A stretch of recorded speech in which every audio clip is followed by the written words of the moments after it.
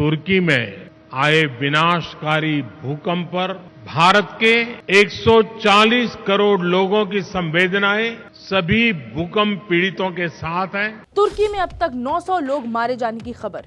Syria और Lebanon में 1300 लोगों की जाने का अंदेशा। 5380 लोग जख्मी, 2818 इमारतें जमींदोज और मलबे के अंदर से 2470 लोगों को बचाया गया। यह है अभी तक की तुर्की, सीरिया, लेबनान में हुए विनाश की टैली।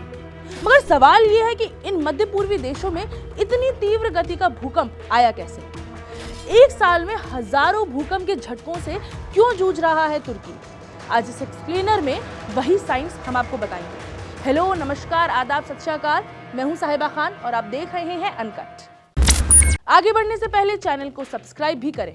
तो भूकंप से दक्षिण पूर्व तुर्की और सीरिया में भारी नुकसान की खबरें सामने आ रही हैं। मैंने आपको पहले ही बताया है कि कितना विनाश हुआ है पूरे 3 देशों में, यानी कि लेबनान में, सीरिया में, साथ ही साथ तुर्की में। मरने वालों की संख्या लेकिन और बढ़ने की आशंका जताई जा रही है। तुर्की की एक प्रसिद्ध कहावत है दोस्तों, कोगारफाया कदरदिर।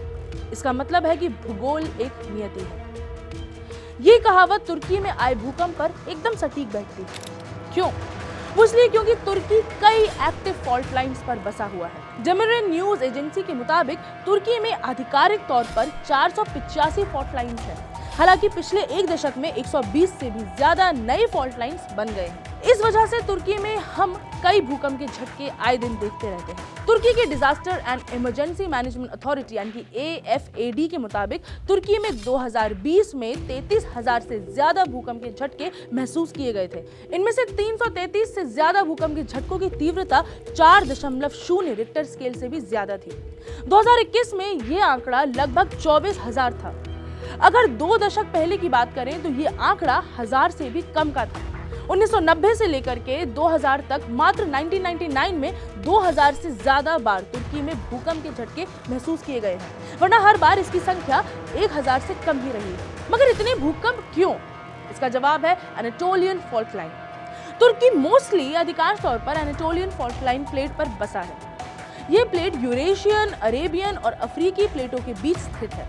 जैसे ही इन प्लेटों में दबाव बढ़ता है, इसका असर एनाटोलियन टेक्टोनिक प्लेट पर पड़ने लगता है।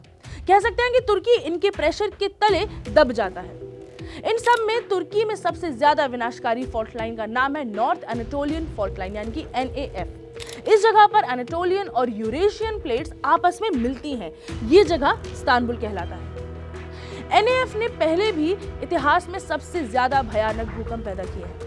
प्रमुख उत्तरी अनातोलियन फॉल्ट लाइन के कारण 17 अगस्त 1999 में इस्तांबुल के पास काफी शक्तिशाली भूकंप आया था। इसमें 17,000 से ज्यादा लोग मारे गए थे। ठीक 3 महीने के बाद 12 नवंबर को एक और भूकंप आया जिसमें 845 लोग मारे गए।